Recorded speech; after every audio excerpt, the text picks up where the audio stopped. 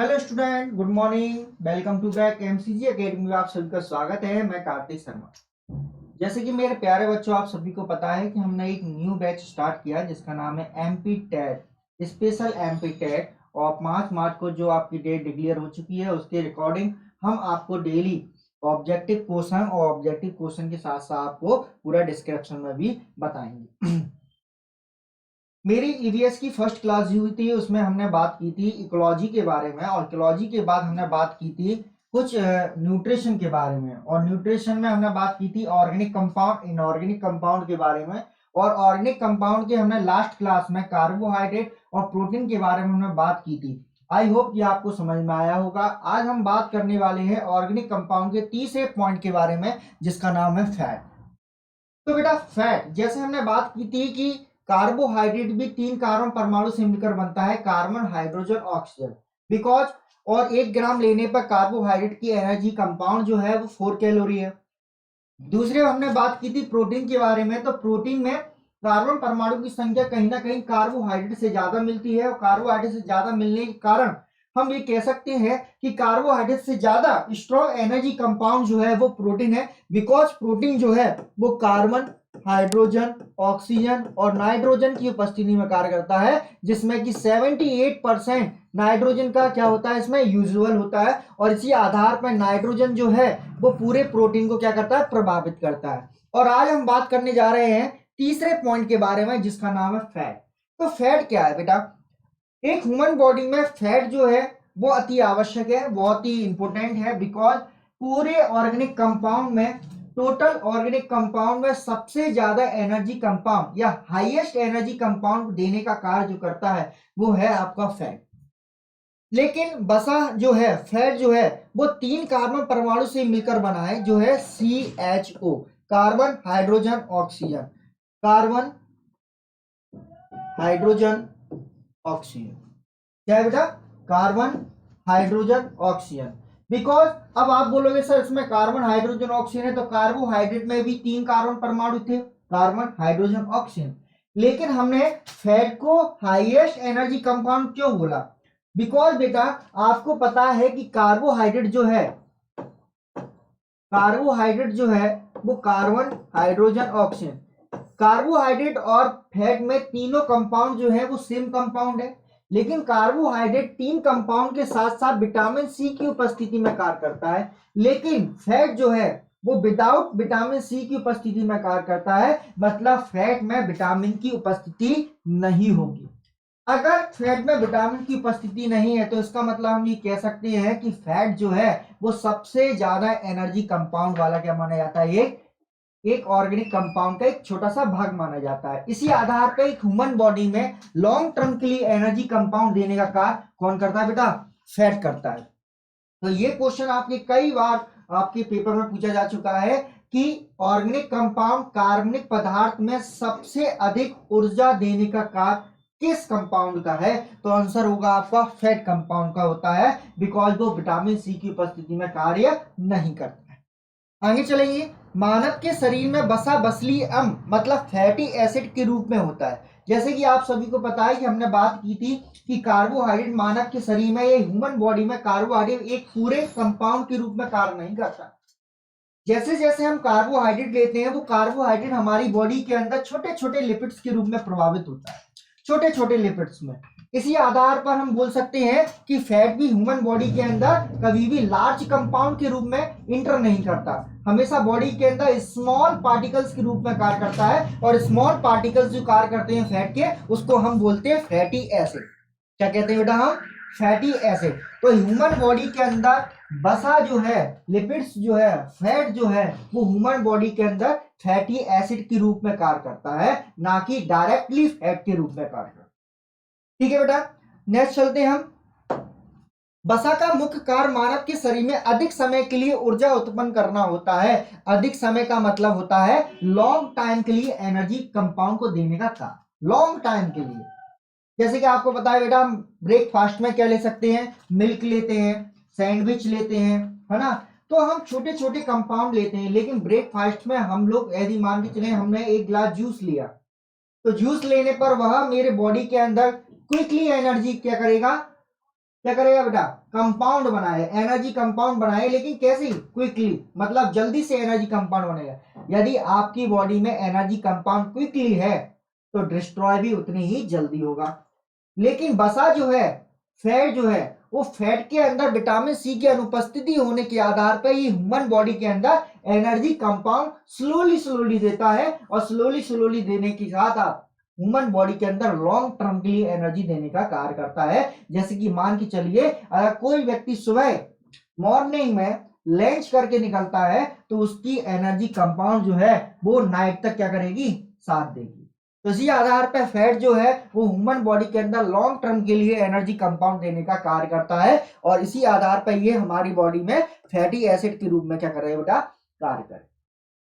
Clear. Next चलेंगे, 1 ग्राम वसा लेने पर मानव के शरीर में 9.1 से लेकर 9.3 तक कैलोरी प्राप्त होती है।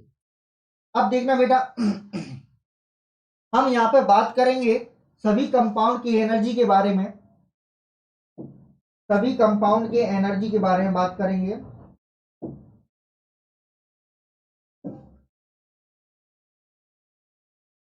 देखिए,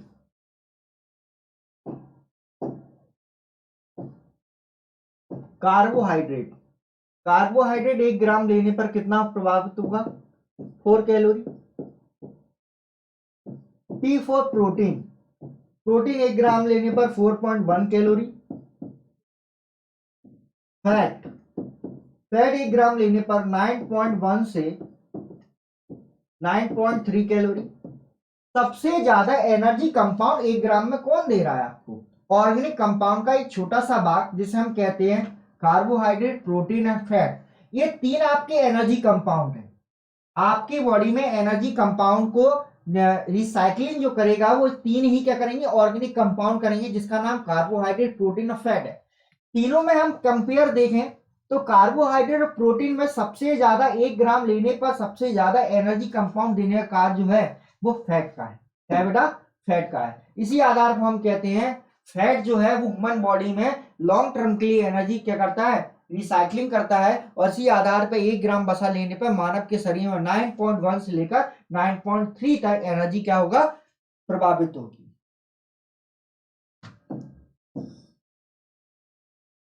नेक्स्ट, अब देखिए, वसा उपकला ऊतक है बेटा। क्या है, उपकला ऊतक। इंग्लिश मीडियम वालों को बता दूं कि टिश्यू जो है, टिश्यू को हम हिंदू में क्या कहते हैं, ऊतक कहते हैं, और उपकला ऊतक को इंग्लिश में एपिथेलियल टिश्यू कहते हैं। क्या कहते हैं बेटा, एपिथेलियल टिश्यू। टिश्यू हमारी बॉडी में 4 प्रकार के होते हैं, उपकला ऊतक, संयोजी ऊतक, पेशी ऊतक, तंत्र का तंत्र ऊतक। टिश्यू, ठीक है ना, epithelial tissue, connective tissue, nuclear tissue, और आपका क्या हुआ, सेल्स टिश्यू। तो उपकला ऊतक जो है वो हमारी बॉडी के एक एंडोसोम में कार्य करता है, और एंडोसोम में कार्य करने के आधार पर ये हमारे उपकला ऊतक में क्या होता है, क्या होता है बेटा, उपकला ऊतक में आपका स्टोर होता है। तो वसा उपकला ऊतक के द्वारा शरीर में अपनी जगह बनाता है। वसा जो है वो उपकला ऊतक के द्वारा आपकी बॉडी में क्या करेगा बेटा, जगह बनाएगा। नेक्स्ट पॉइंट, मानव के शरीर में वसा रूबिडियम 82 समस्थानिक के द्वारा मापा जाता है बेटा। Most important question, very very most important question है आपका ये, कि मानव के शरीर में फैट जो है वो फैट को हम कैसे चेक करेंगे। जैसे कि आपको पता है कि हमारी बॉडी में कभी बीफ हार्ट जो होती है वो स्लो हो जाती है, हाई हो जाती है, कभी कभी हमको अटैक भी आ जाता है। तो जितने भी हेल्दी ह्यूमंस होते हैं उनको अटैक आने की प्रॉब्लम ज्यादातर होती है। तो अटैक आने की प्रॉब्लम के आधार पर हमारी बॉडी में ब्लड सर्कुलेशन जो होता है वो ब्लड सर्कुलेशन डाउन हो जाता है, और ब्लड सर्कुलेशन डाउन होने की मुख्य वजह क्या होती है बेटा, वसा, फैट। हालांकि फैट भी 2 टाइप्स के होते हैं, एक होता है आपका सैचुरेटेड फैट, एक होता है अनसैचुरेटेड फैट, जिसे हम हिंदी में संतृप्त पदार्थ और असंतृप्त पदार्थ के नाम से भी जानते हैं। तो ह्यूमन बॉडी के अंदर कितना फैटी एसिड है, या फैटी एसिड का लेवल चेक करने के लिए, या अटैक की उपस्थिति में, अटैक के आने की स्थिति को पहले चेक करने की उपस्थिति में हम सबसे पहले किसको हम चेक करते हैं, फैट को। तो फैट को चेक करने के लिए रूबिडियम 82 आइसोटॉप का प्रयोग किया जाता है, और आइसोटॉप को हम हिंदी में समस्थानिक कहते हैं। क्या कहते हैं बेटा, समस्थानिक कहते हैं। जैसे कि आप लोगों ने पढ़ा होगा कि कोबाल्ट 60 का प्रयोग कहाँ होता है? कोबाल्ट 60 का प्रयोग होता है कैंसर रोधी उपस्थिति को चेक करने के लिए। अगर मैं आपसे बोलूं गोल्ड 199 का प्रयोग कहाँ होता है? गोल्ड 199 ये भी एक आइसोटॉप है। गोल्ड 199 का प्रयोग भी कैंसर रोधी बीमारी को चेक करने के लिए किया जाता है। तो ऐसे कई प्रकार के आइसोटॉप होते हैं। आइसोटॉप के आधार पर हम क्या कर सकते हैं, कई प्रकार की बॉडी के अंदर कई प्रकार की बीमारियों को पता लगा सकते हैं, और इसी आधार पर हम ह्यूमन बॉडी के अंदर फैट को पहचानने के लिए रूबिडियम 82 आइसोटॉप समस्थानिक का प्रयोग करते हैं। नेक्स्ट चलते हैं अपन। सबसे अधिक ऊर्जा देने वाला कार्बन पदार्थ माना, ये तो मैंने आपको बता ही दिया था कि फैट जो है वो सबसे ज्यादा हाईएस्ट एनर्जी कंपाउंड देने वाला क्या माना जाता है, एक ऑर्गेनिक कंपाउंड का भाग माना जाता है। नेक्स्ट, बसीय अम्ल, जिसे हम इंग्लिश में फैटी एसिड कहते हैं बेटा। बसीय अम्ल के प्रत्येक अणु ग्लिसरॉल ईस्टर से बंधे होते हैं। आपकी बॉडी में जितना भी फैट है बेटा, आपकी बॉडी में जितना भी फैट है, ये फैट आपस में बॉन्ड बनाते हैं। क्या बनाते हैं बेटा? बॉन्ड। और बॉन्ड को हिंदी में हम क्या कहते हैं बेटा? संधि। और संधि को और हिंदी में क्या बोलते हैं? बंध। ये बॉन्ड है। इन बॉन्डों के बीच में जो संधि बनती है उस संधि को हम क्या बोलते हैं बेटा? उस संधि को हम बोलते हैं ईस्टर बॉन्ड। क्या कहते हैं बेटा? Ester bond. ईस्टर बॉन्ड, इस संधि को क्या कहते हैं बेटा? हम ईस्टर बॉन्ड कहते हैं। और ईस्टर बॉन्ड किस मॉलिक्यूल से बना होता है? ग्लिसरॉल मॉलिक्यूल से बना होता है। किससे बना होता है बेटा? ग्लिसरॉल मॉलिक्यूल से बना होता है। ठीक है बेटा।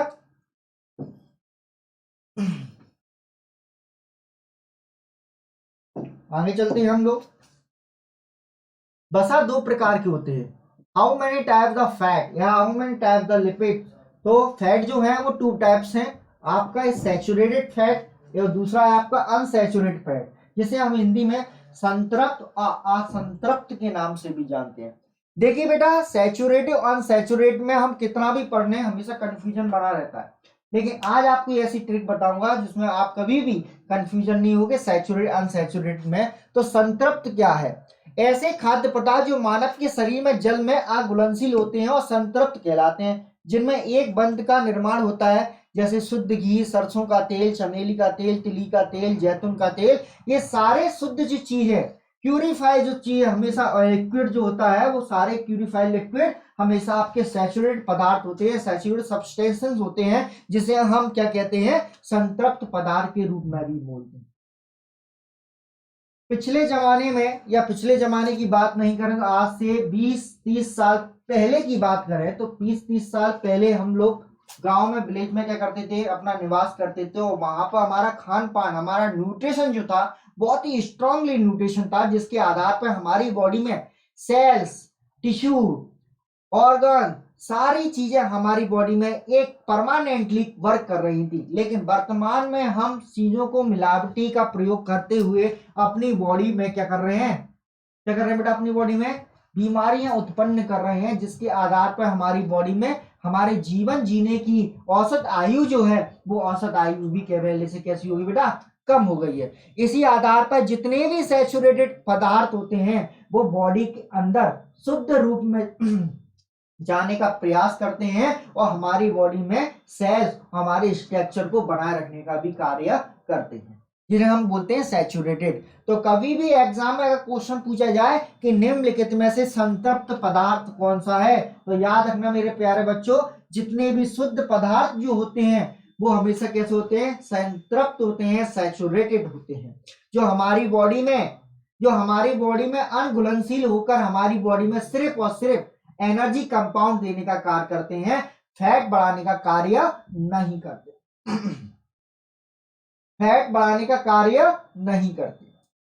सेकंड हम बात करेंगे अनसैचुरेटेड के बारे में, असंतृप्त पदार्थ के बारे में। तो ऐसे खाद्य पदार्थ जो मानव के शरीर में जल में घुलनशील होते हैं। आज रखना बेटा, अनसैचुरेटेड जो होते हैं वो वाटर में क्या होते हैं? घुलनशील होते हैं, और असंतृप्त कहलाते हैं। इनमें दो बंधक होते हैं। कितने बंधक होते हैं बेटा? दो बंधक होते हैं, जैसे कि डालडा, रिफाइंड, मछली का ऑयल। और मछली के ऑयल को हम ओमेगा 3 कहते हैं। क्या कहते हैं बेटा? ओमेगा 3।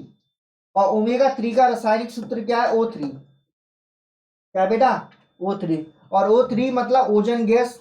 आपने पढ़ा होगा ओजोन गैस क्या है? O3 गैस है। ओजोन गैस जो है वो क्या है? O3 गैस है। तो ह्यूमन बॉडी के अंदर असंतृप्त ऐसे पदार्थ जो जल में घुलनशील होकर मानव के शरीर में एनर्जी कंपाउंड तो देते नहीं है, लेकिन एनर्जी कंपाउंड ना देकर हमारी बॉडी में फैट की स्ट्रक्चर को बढ़ाता है। फैट की स्ट्रक्चर को बढ़ाने के साथ हमारी बॉडी में जो ब्लड सर्कुलेशन जो होता है, वो ब्लड सर्कुलेशन की पोजीशन जो है वो स्लो डाउन हो जाती है। और स्लो डाउन होने के कारण हमारी बॉडी में ऑक्सीजन की कमी होने के कारण हमें अटैक आने की स्थिति बढ़ जाती है। और जब अटैक की स्थिति बढ़ती है तो वहां पर सीधी तौर पर हम बोल सकते हैं कि अनसैचुरेटेड पदार्थ हमारी बॉडी में ज्यादा है। तो जितने भी अशुद्ध पदार्थ जो होते हैं, जो मिलावटी होते हैं, वो हमेशा अनसैचुरेटेड के रूप में कार्य करेगा। और सबसे ज्यादा अनसैचुरेट वाला पदार्थ जो है उसका नाम है ओमेगा 3, जिसे हम हिंदी में मछली का तेल, या हम साइंटिफिक लैंग्वेज से बात करें तो ओजोन गैस के नाम से जानते हैं, जिसका सिंबल होता है O3। क्या होता है बेटा? O3। आगे बात करेंगे इसके बारे में हम।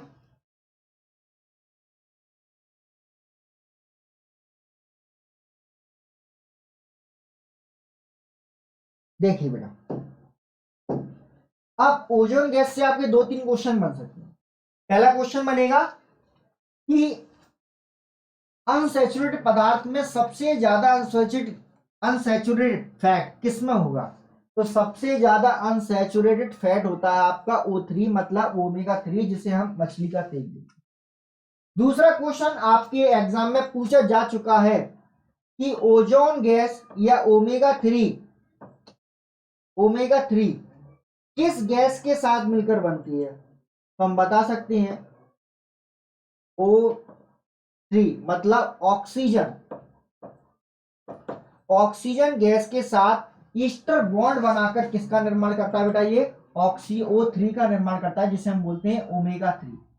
आपने वीडियो के ऊपर पढ़ा होगा, ग्लिसरॉल से ईस्टर बॉन्ड बनाने कार्य करता है। तो ओमेगा 3 में भी तीन कंपाउंड किसके हैं? ऑक्सीजन के हैं। और तीन कंपाउंड यदि ऑक्सीजन के, तो ऑक्सीजन, तीन ऑक्सीजन मिलकर क्या बनाएगा? O3 बनाएगा। और O3 बनने का कारण क्या है? Ester bond. क्या है बेटा? Ester bond. थर्ड क्वेश्चन आपके एग्जाम में पूछा जा चुका है कि ओजोन गैस जो है वो ओजोन गैस को पैरामीटर के रूप में किस तरीके से चेक किया जाता है? तो ओजोन गैस को चेक करने के लिए डॉप्सन का प्रयोग होता है। डॉप्सन। ओजोन गैस को चेक करने के लिए डॉप्सन का प्रयोग होता है। किसका होता है बेटा? डॉप्सन का प्रयोग होता है। ठीक है, नोट कर लीजिएगा, डॉप्सन का प्रयोग होता है।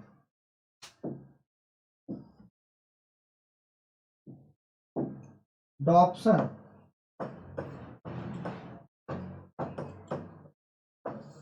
डॉप्सन का प्रयोग किया जाता है। आगे चले बेटा।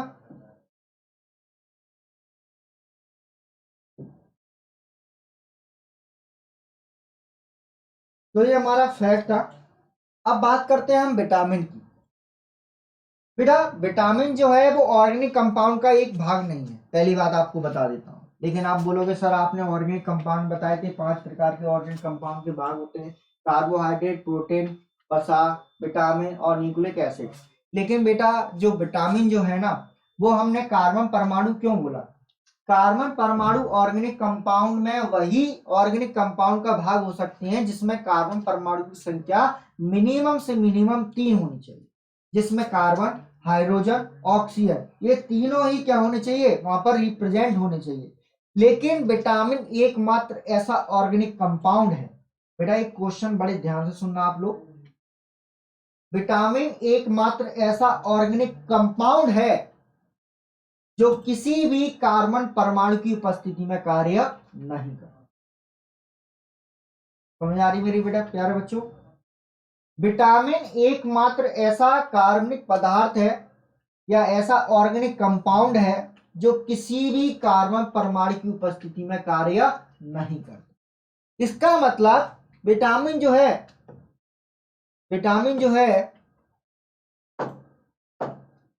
Carbon, hydrogen, oxygen. विटामिन में ना तो कार्बन की उपस्थिति है, ना ही हाइड्रोजन की उपस्थिति है, और ना ही ऑक्सीजन की उपस्थिति है। तो इसका मतलब ना ही कार्बन, हाइड्रोजन, ऑक्सीजन, अगर इन तीनों कार्बन परमाणु की अनुपस्थिति है तो विटामिन को हमने ऑर्गेनिक कंपाउंड में क्यों रखा, ये भी बात बनती है। तो बेटा विटामिन जो है, विटामिन विदाउट प्रोटीन से कभी भी कार्य नहीं करेगा। अगर आपकी बॉडी में विटामिन डायरेक्टली जा रही है तो डायरेक्टली रूप में आपकी बॉडी में विटामिन कभी भी काम नहीं करेगी। विटामिन हमेशा आपकी बॉडी में प्रोटीन के साथ क्या बनाती है, बॉन्ड बनाती है। क्या बनाती है बेटा, बॉन्ड बनाती है। इसी आधार पे आपकी बॉडी में प्रोटीन जो है वो विटामिन के साथ मिलकर ही वर्क करती है। इसी आधार पर हमने विटामिन को इनऑर्गेनिक कंपाउंड से ऑर्गेनिक कंपाउंड में रखा। किसमें रखा बेटा, इनऑर्गेनिक कंपाउंड से ऑर्गेनिक कंपाउंड में रखा, मतलब अकार्बनिक पदार्थ से कार्बनिक पदार्थ में लेकर हम किसको, विटामिन को। इसी आधार पर विटामिन के बारे में और बात जानकारी प्राप्त करें तो विटामिन की खोज सबसे पहले 1865 में परावैरणीय किरणों के माध्यम से विलियम हॉकिंस के द्वारा की। अब मेरी बात ध्यान से सुनना बेटा, हम लोगों ने पढ़ा है कि विटामिन की खोज सबसे पहले किसने करी, कैंजीमीर फंक द्वारा 1912 में की। बेटा विटामिन की खोज और विटामिन नामक शब्द ये दोनों में ही भाई डिफरेंट है। आपने कई बुकें देखी होंगी, सिर्फ बुकों में लिखा होता है कि विटामिन की खोज 1912 में कैंजीमीर फंक द्वारा की। अगर मैं आपसे पूछूं बेटा कि सबसे ओल्ड विटामिन कौन सी है, सबसे पुरानी विटामिन कौन सी है जिसको सबसे पहले देखा गया, तो बेटा मैं आपको बता देता हूं, विलियम हॉकिंस नाम सुना हुआ फिजिक्स में आपने, और फिजिक्स में हम पढ़ते हैं लाइट, और लाइट के बारे में हमने पढ़े थे इलेक्ट्रोमैग्नेटिक वेव्स, जिसे हम हिंदी में विद्युत चुंबकीय तरंगें कहते हैं। और विद्युत चुंबकीय तरंगों की खोज सबसे पहले 1865 में विलियम हॉकिंस के द्वारा की गई, और 7 प्रकार की विद्युत चुंबकीय तरंगों को प्रभावित किया गया, जिसका नाम था परावैरणिक एक्स किरण है, गामा किरण है, एक्स किरण है, परावैरणीय किरण है, माइक्रो तरंग है, दृश्य किरण है, रेडियो तरंग है, और कौन सी बेटा, सूक्ष्म तरंग। ये 7 प्रकार की वेव्स जो है, उन 7 प्रकार की वेव्स में से जब परावैरणीय किरणें निकल के आ रही थी तो परावैरणीय किरणों में से सबसे पहले विटामिन डी को प्रभावित किया गया, डी को देखा गया। तभी तो हम कहते हैं कि सभी विटामिन सबसे नेचुरल विटामिन कौन सी है, तो विटामिन कौन सी बेटा आपकी, डी। डी विटामिन सबसे नेचुरल विटामिन है, और सबसे पहले फॉर्मेशन विटामिन डी का ही किया गया था 1865 में। 1865 में विलियम हॉकिंस ने परावैरणीय किरणों में क्या देखा, विटामिन डी को देखा। और इसी तरीके से हम कह सकते हैं विटामिन डी की खोज सबसे पहले विलियम हॉकिंस द्वारा की गई थी। तो इसका मतलब पूरी विटामिन की खोज सबसे पहले किसने की थी, विलियम हॉकिंस के द्वारा की। किसके द्वारा की गई बेटा, विलियम हॉकिंस के द्वारा की गई थी। और विलियम हॉकिंस के बाद अन्य विटामिन को देखा गया, फॉर्मेशन किया गया, और सारी विटामिन जो प्रभावित होने लगी तो वहां पर 1912 में कैंजीमीर फंक ने इन्हीं सब्सटेंसों को क्या नाम दे दिया, विटामिन दे दिया। तो इसी तरीके से विटामिन की खोज 1865 में की गई, और विटामिन नामक शब्द जो दिया गया 1912 में दिया गया। ये बेटा ध्यान रखना आप लोग एग्जाम में। और 1865 में परावैरणीय किरणों के माध्यम से विलियम हॉकिंस के द्वारा सर्वप्रथम विटामिन डी को देखा गया, और लेकिन विटामिन नामक शब्द जो दिया गया वो कैंजीमीर फंक द्वारा 1912 में दिया। कब दिया बेटा, 1912 में दिया गया। आगे चलते हैं, विटामिन शून्य कार्बन परमाणु से मिलकर बना। ये तो मैंने आपको पहले ही बता दिया कि विटामिन में कार्बन, हाइड्रोजन, ऑक्सीजन की अनुपस्थिति होने के आधार पर विटामिन 0 कार्बन परमाणु की उपस्थिति में कार्य करता है। और सभी ऑर्गेनिक कंपाउंड में एकमात्र ऐसा ऑर्गेनिक कंपाउंड है विटामिन जिसमें 1% कार्बन परमाणु की उपस्थिति का बाहर नहीं होता। ठीक है मेरे प्यारे बच्चों। जिसके द्वारा विटामिन के मानव के शरीर में ऊर्जा उत्पन्न नहीं करता। सबसे मोस्ट क्वेश्चन अब आपसे पूछा जाएगा कि ऑर्गेनिक कंपाउंड में एनर्जी कंपाउंड कौन सा है। तो भाई एनर्जी कंपाउंड वही होगा जिसमें कहीं ना कहीं 3 कार्बन परमाणु होंगे, कार्बन, हाइड्रोजन, ऑक्सीजन। लेकिन विटामिन में तो ना तो कार्बन की उपस्थिति है, ना ही हाइड्रोजन की उपस्थिति है, ना ही ऑक्सीजन की उपस्थिति है। तो इसका मतलब कार्बन, हाइड्रोजन, ऑक्सीजन अनुपस्थिति होने के साथ साथ मतलब विटामिन में एनर्जी कंपाउंड भी नहीं होगा। तो इसका मतलब अगर 1 ग्राम विटामिन ली जाए, 1 ग्राम विटामिन ली जाए तो मानव के शरीर में कितनी कैलोरी ऊर्जा उत्पन्न होगी, कितनी ऊर्जा का मतलब कितनी एनर्जी का फॉर्मेशन होगा। तो हम बोल सकते हैं 0 कैलोरी फॉर्मेशन होगा, मतलब कोई एनर्जी कंपाउंड नहीं। इसका मतलब विटामिन जो है वो एक एनर्जी कंपाउंड नहीं, विटामिन जो है वो एक एनर्जी कंपाउंड बेटा नहीं है। क्लियर।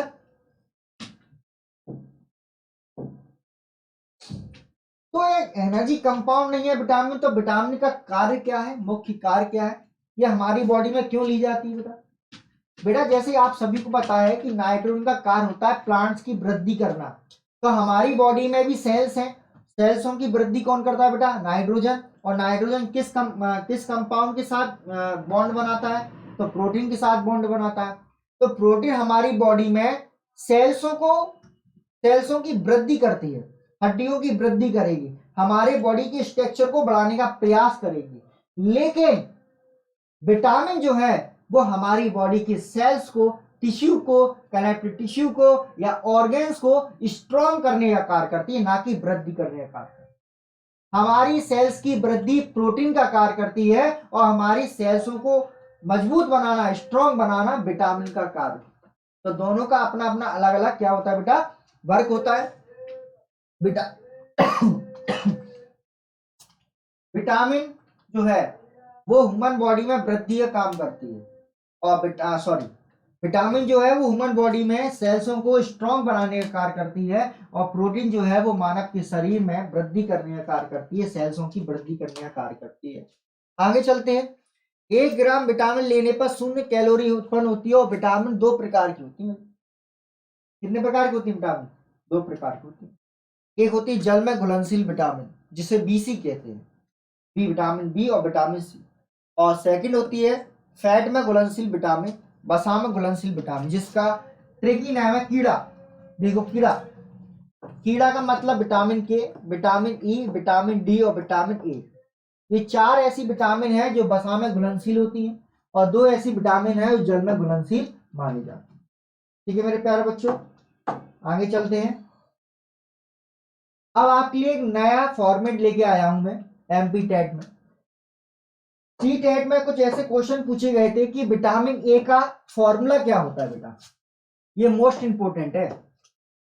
विटामिन ए का फॉर्मूला क्या होता है, और जितने भी बच्चे अगर सी टेट में अपियर हुए होंगे वो 100% या 100 नहीं तो 99% वो बच्चे आपका ये क्वेश्चन ड्रॉप करके आए होंगे कि विटामिन ए का फॉर्मूला क्या होता है।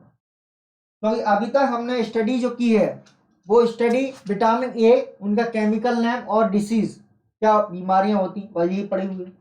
लेकिन इस बार मैं आपके लिए नया फॉर्मेट लेके आया हूं जिसमें विटामिन ए और विटामिन बी, विटामिन सी, सभी विटामिनों के साथ उनके फॉर्मूले भी आपको मिलेंगे।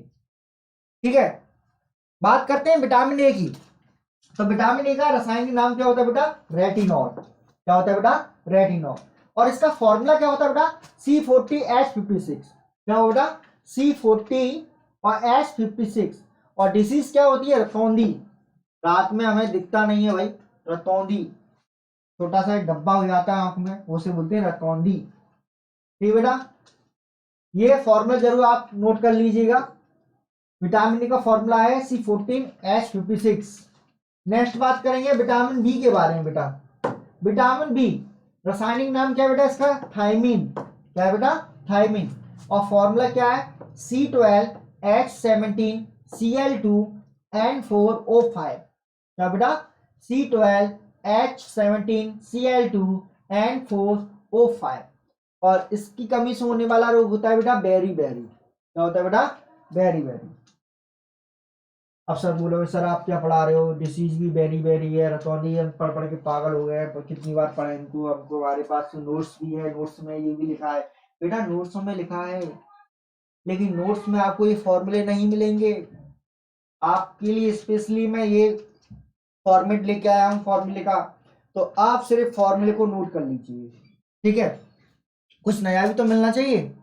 नेक्स्ट बात करेंगे विटामिन B12 के बारे में। विटामिन B12 सॉरी विटामिन 2 के बारे में। विटामिन 2 का रासायनिक नाम होता है राइबोफ्लोविन।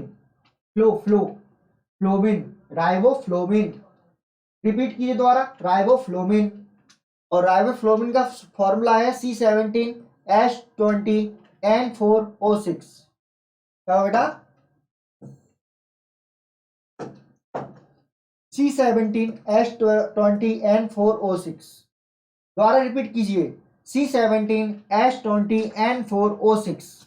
तो ये क्या है बेटा, आपका फॉर्मूला है विटामिन B2 का। और इसकी कमी से होने वाला रोग कौन सा होगा बेटा, ऊतक नष्ट होना। जो हमारी बॉडी के अंदर टिश्यू जो होते हैं ना, उन टिश्यू का, अगर हमारी बॉडी में विटामिन B2 की कमी हो जाती है तो हमारी बॉडी में जो टिश्यू जो होते हैं वो टिश्यू कैसे होते हैं, डिस्ट्रॉय होते चले जाते हैं। नेक्स्ट बात करेंगे हम विटामिन B5 के बारे में। विटामिन B5 का रासायनिक नाम है निकोटिनामाइड।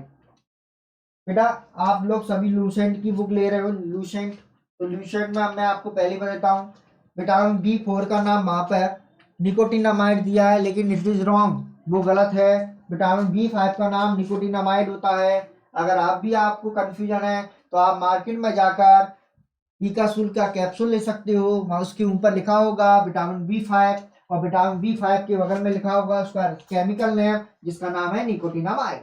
ओके, तो विटामिन B5 का रासायनिक नाम क्या है बेटा, निकोटिनामाइड। इसका फॉर्मूला क्या है बेटा, इसका फॉर्मूला है C6H5NO2। C6H5NO2 क्या नाम है बेटा इसका, निकोटिनामाइड। और इसका फॉर्मूला क्या है, C6H5NO2। और इसकी कमी से होने वाला रोग क्या होगा बेटा, पेलेग्रा। क्या होगा बेटा, पेलेग्रा। पेलेग्रा का मतलब क्या होता है, जो हमारे लिप्स में स्वेलिंग आ जाती है ना, स्वेलिंग, वो स्वेलिंग क्या कहलाती है आपकी, पेलेग्रा कहलाती है। क्या कहलाती है बेटा, पेलेग्रा। नेक्स्ट बात करेंगे हम विटामिन B12 के बारे में। इसमें कोबाल्ट की मात्रा अधिक होती है। विटामिन B12 में क्या होता है बेटा, कोबाल्ट की मात्रा अधिक होती है। इसी आधार पर इसको हम बोलते हैं कोबालमीन। क्या कहेंगे बेटा हम, कोबालमीन। और कोबालमीन का जो फॉर्मूला है बहुत ही स्ट्रॉन्ग फॉर्मूला है, इसको आप जरूर याद करते जाइए।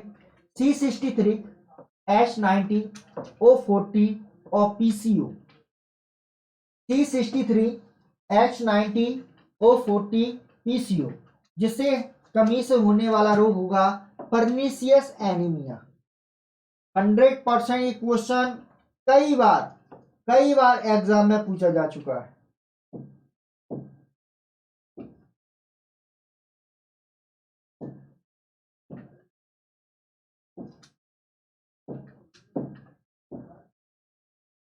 परनीशियस एनीमिया, विटामिन B12 की कमी से होने वाला रोग कौन सा होगा बेटा, परनीशियस एनीमिया। और इसका फॉर्मूला होता है C63H90O40 PCO। क्लियर। नेक्स्ट बात करते हैं विटामिन C के बारे में। एस्कॉर्बिक अम्ल, ठीक है बेटा। इसका फॉर्मूला होता है C6H8O6। क्या होगा बेटा इसका फॉर्मूला, C6H8O6। और इसकी कमी से होने वाला रोग होगा बेटा स्कर्वी। कौन सा रोग है बेटा, स्कर्वी। आगे चलते हैं बेटा हम विटामिन डी कैल्सीफिरॉल। और विटामिन डी की खोज किसने करी थी, बेटा, विलियम हॉकिंस ने। किसने की थी, विलियम हॉकिंस ने। परावर्णीय किरणों के माध्यम से विटामिन डी की खोज की 1865 में। और सबसे पुरानी, सबसे ओल्ड विटामिन जो है वो विटामिन डी है, और सबसे नेचुरल विटामिन जो है वो विटामिन डी है, कैल्सीफिरॉल। इसका फॉर्मूला क्या होता है, C28H43OH। C28H43OH। और इसकी कमी से होने वाला रोग कौन सा होगा बेटा, रिकेट्स। क्या होगा बेटा, रिकेट्स। नेक्स्ट बात करेंगे हम विटामिन ई के बारे में। अच्छा, ई विटामिन ई ये ब्यूटी विटामिन है। विटामिन ई को हम ब्यूटी विटामिन के नाम से जानते हैं। आपने देखो जितनी भी महिलाएं होती हैं, जितनी भी लड़कियां होती हैं, है ना, तो वो उनका ब्यूटी पे बड़ा ध्यान रहता है। क्यों? तो ये ब्यूटी विटामिन के बारे में बताना भी बहुत जरूरी है भाई। ब्यूटी विटामिन मतलब विटामिन ई है, और ब्यूटी विटामिन का मतलब होता है टोकोफेरोल। लड़कियों से बोला जाए भाई कितना टाइम लगाओगे तैयार होने में, तो बोलती टोको मत, क्या टोको मत, तो उसका मतलब क्या हो गया, टोकोफेरोल। तो टोकोफेरोल किसका केमिकल नेम है, विटामिन ई का। तो विटामिन ई का रासायनिक नाम क्या है, टोकोफेरोल। और इसका सूत्र क्या है बेटा, फॉर्मूला क्या है, C29H50O2, C29H50O2, C29H50O2। क्लियर? और इसकी कमी से होने वाला रोग क्या हुआ, बांझपन। बच्चे वगैरह ना होना क्या कहलाता है, बांझपन कहलाता है। नेक्स्ट, विटामिन के। बेटा विटामिन के भी एक नेचुरल विटामिन है, याद रखना। सभी विटामिनों में विटामिन डी और विटामिन के ये दोनों ही नेचुरल विटामिन है। और इसका रासायनिक नाम होता है फ्लोगमोन। क्या होता है बेटा, फ्लोगमोन। और इसका सूत्र होता है C31H46O2, C31H46O2। और इसकी कमी से होने वाला रोग होगा रक्त का थक्का ना बनना। हमारी बॉडी में ब्लड क्लॉटिंग जो होती है वो किसकी कमी से होती है, विटामिन के की कमी से होती है। नेक्स्ट बात करेंगे विटामिन एच के बारे में। लेकिन अभी आपको ये बताना है कि जल में घुलनशील विटामिन बी और सी होती है, अदर विटामिन वसा में घुलनशील होती है। लेकिन विटामिन एच ना तो वसा में घुलनशील है और ना ही जल में घुलनशील है। तो इसका मतलब सभी विटामिन में से विटामिन एच एक ऐसी मात्र विटामिन है जो ना तो जल में घुलनशील होती है ना ही वसा में घुलनशील होती है। इसी आधार पर विटामिन एच को हम बायोटीन कहते हैं। क्या कहते हैं बेटा, बायोटीन। और बायोटीन किसका फॉर्मूला है, विटामिन B7 का। किसका रासायनिक नाम है, विटामिन B7 का। B7 का रासायनिक नाम क्या है बेटा, बायोटीन। ओके, फॉर्मूला क्या है बेटा, C12H16N2O3S। और इसका त्वचा का मोटा होना। तो क्या बेटा, त्वचा का मोटा होना विटामिन एच की उपस्थिति में। ठीक है बेटा, तो आज हमारा ऑर्गेनिक कंपाउंड का फैट एंड विटामिन हमने खत्म कर लिया है। आगे जो न्यूट्रिशन का थर्ड पार्ट जो आएगा उसमें हम बात करेंगे न्यूक्लिक एसिड के बारे में। और न्यूक्लिक एसिड के साथ साथ हम बात करेंगे ऑर्गेनिक कंपाउंड के मिनरल्स मतलब खनिज लवण, और खनिज लवण के साथ साथ बात करेंगे वाटर के बारे में। तो आपका इकोलॉजी का न्यूट्रिशन चैप्टर जो है वो भी आपका क्या हो जाएगा बेटा, समाप्त हो जाएगा, कंप्लीट हो जाएगा। तो इसी के साथ आशा करता हूं कि आज की जो क्लास है आपको समझ में आई होगी। और साथ में समझने के साथ साथ आप अपने सभी फ्रेंड सर्कल और जो भी स्टडी एमपी टेट के पेपर में जो बैठने वाले हैं, जो भी पेपर दे रहे हैं, उनको ये वीडियो शेयर कीजिए, ज्यादा से ज्यादा शेयर कीजिए, लाइक कीजिए, सब्सक्राइब कीजिए। जय हिंद।